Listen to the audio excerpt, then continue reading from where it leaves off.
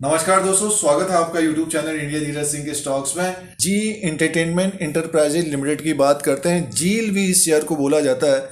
215 के आसपास इसका स्टॉक प्राइस है। आज एक बड़ा क्रैश आया है, इसमें लगभग 14 से 15% का एक क्रैश हुआ है।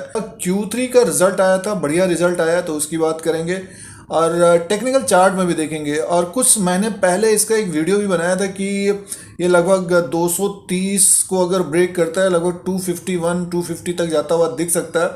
तो वहाँ तक तो चला गया था एक तरह से टेक्निकली, बट ये कि रिजल्ट आने के बाद इसमें गिरावट आई है, तो उसको भी देख लेते हैं, उसकी भी बात करते हैं। इसमें इसका जो मार्केट कैप की बात करते हैं 20,680 करोड़ का है इस वक्त। फेस वैल्यू ₹1 का है। और जी का अगर आप ट्रेड करते हैं या इन्वेस्टमेंट किया है तो इस तरह का स्टॉक रहा है। ये तेजी से बढ़ता भी है और तेजी से गिरता भी है। जैसे कि आज इसमें काफ़ी लोग फंस गए होंगे। Q3 का रिजल्ट आया, बढ़िया रिजल्ट आया, तो ट्रेड कर रहे होंगे, ऊपर की तरफ जाएगा।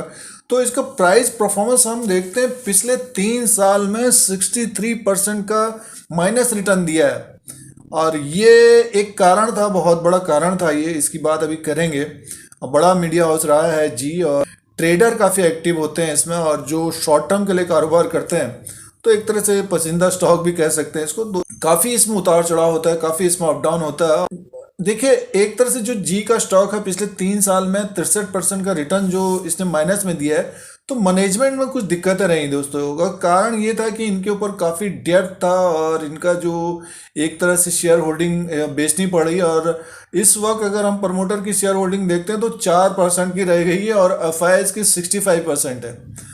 और पब्लिक के पास है लगभग 18% का है, और पब्लिक के पास 18% और 12% का है डीआईज के पास। यानी मीन्स मान के चलिए कि ज़्यादातर डीआईज और एफआईआईज का है। तो ज़्यादातर अगर स्टॉक जो है, जब भी किसी स्टॉक में अगर एफआईआईज का होल्डिंग होता है तो इसी तरह की गिरावट आती है।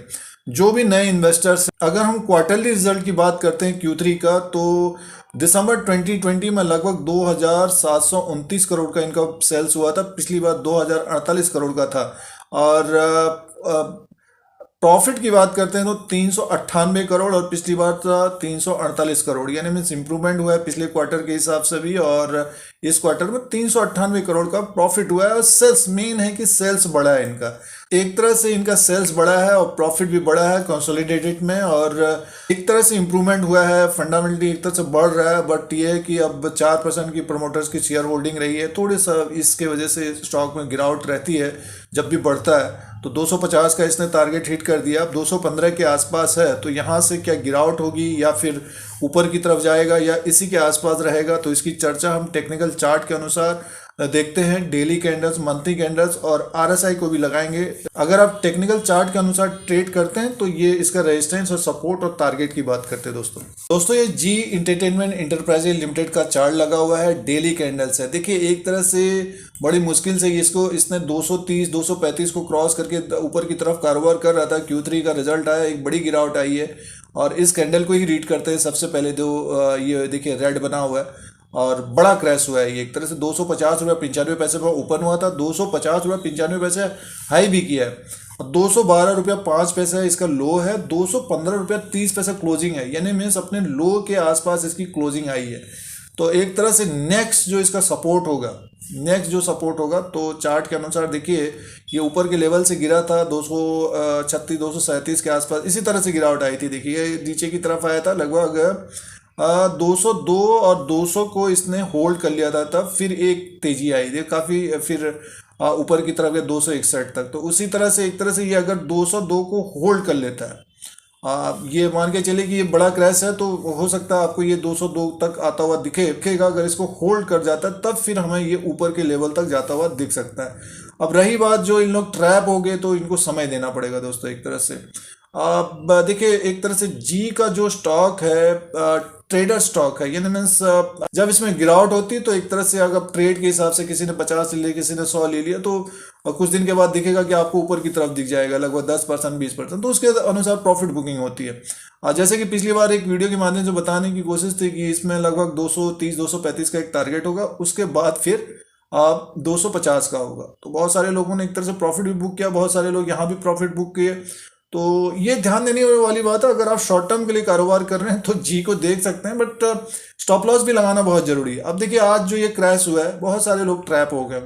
और रही बात ऊपर के लेवल पे जाने के लिए, तो दोस्तों अभी जो रिजल्ट आया है तो और जो मूव आया है, जबरदस्त तेजी चल रही है मार्केट में, भाग रहे हैं स्टॉक। तो जी में जो पहले एक मूव आया करता था, वो हो सकता है कि अब नेक्स्ट क्वार्टर का रिजल्ट भी बेटर आए, फिर मैनेजमेंट का भी अच्छा रहेगा, तो फिर स्टॉक जो है अपने ऊपरी लेवल पे जाता हुआ दिखेगा।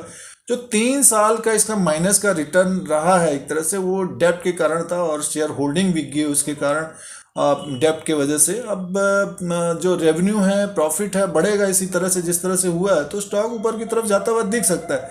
बट एक ध्यान देने वाली बात है कि इसमें डीआईज और एफआईज का काफ़ी होल्डिंग है, तो ये इसी तरह का इसको आपको अप डाउन होगा, मूव होगा ऊपर नीचे। जो भी नए इन्वेस्टर्स में ट्रेड भी करें, स्टॉप लॉस के बगैर कारोबार नहीं करना चाहिए।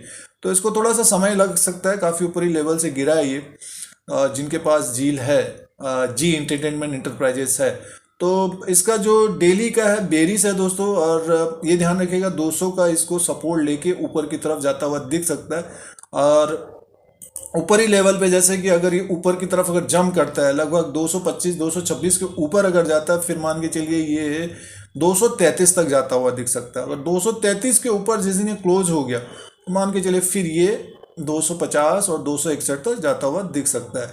तो ये 2-3 लेवल हैं, अगर इनके ऊपर क्लोजिंग आती है या फिर आप फंसे हुए हैं, अगर जिन्होंने गिरावट में लिया है, प्रॉफिट होता है, तो उसके अपना स्टॉप लॉस लगा लेना चाहिए या फिर प्रॉफिट बुक करना चाहिए, जो शॉर्ट टर्म के लिए कारोबार कर रहे हैं। और जिनके पास ये पड़ा हुआ है, ऊपर के लेवल पे फंसे हुए हैं, या फिर अभी जिन्होंने लोअर लेवल पे लिया है, काफ़ी नीचे की तरफ आया था ये, और अगर लिया है तो थोड़ा सा अभी इंतज़ार करिए। जिस तरह से मार्केट भाग रहे हैं, तो सारे शेयर भाग रहे हैं, तो जी का तो काफ़ी नाम रहा है।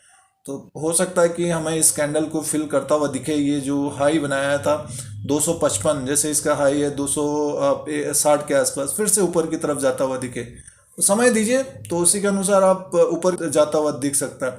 डेली कैंडल में एक तरह से थोड़ा सा बुलिश हुआ था, बट आज गिरावट आ गई, थोड़ा सा बेरिश मान के चलिए। और मंथली में तो काफ़ी ऊपर के लेवल से रेडी दिख रहा है। देखिए ये सारे ट्रैप हुए हैं इसमें, और अब धीरे धीरे जा रहा है। बट ये है कि इसका रेवेन्यू और प्रॉफिट बेटर आता है नेक्स्ट 1-2 क्वार्टर में, तब फिर उम्मीद की जा सकती है। ट्रेडिंग के हिसाब से अगर आप देखते हैं गिरावट होती है, तो स्टॉप लॉस के द्वारा आप 10 से 15% 20% का एक ट्रेडिंग देख सकते हैं। और अब इसमें देखिए आरएसआई का इंडिकेटर लगा लेते हैं, वो क्या शो कर रहा है उसके अनुसार देखते हैं। देखिए आरएसआई अभी रिलेटिव स्ट्रेंथ इंडेक्स 41 में है, तो काफ़ी समय लगाएगा 70 में जाने में, यानी मीन्स ऊपर की तरफ जाने में। और प्लस अब ये देखिए एक तरह से ये 67 तक पहुंच गया था, तो एक बड़ा क्रैश आ गया एक तरह से। देखिए तो ये बेनिफिट ये रहता है कि ऊपर के लेवल पे टारगेट हिट हुआ, वहाँ पे लोगों ने प्रॉफिट बुक किया। अब रिजल्ट आया तो जो नए लोग थे एक तरह से ट्रैप हो गए होंगे, और नीचे की तरफ फिर आएगा, फिर एक तरह ओवरसोल्ड की स्थिति, या फिर यहाँ से थोड़ा सा सेटल होगा, फिर ऊपर की तरफ जाता हुआ दिख सकता है। तो एक तरह से ये 70 के आसपास पहुँच गया था, तो गिरावट आई डेली के हिसाब से। यहाँ पे अगर रुकेगा तो फिर ऊपर की तरफ जाता हुआ दिखेगा। तो दोस्तों ये टेक्निकल चार्ट के अनुसार इसका रेजिस्टेंस और सपोर्ट और टारगेट की बात थी। 202 को एक जरूर ध्यान में रखिएगा, इसका लेवल को वहाँ, और ऊपर की तरफ अभी 233 को क्रॉस करेगा, तब फिर 250 तक जाता हुआ दिख सकता है। जो ट्रैप हुए हैं तो उनको होल्ड करना चाहिए, और जो ट्रेडिंग कर रहे हैं स्टॉप लॉस के बगैर, और जो ट्रेडिंग कर रहे हैं वो एसएल या स्टॉप लॉस के द्वारा करें। और बहुत वॉलेटाइल स्टॉक है।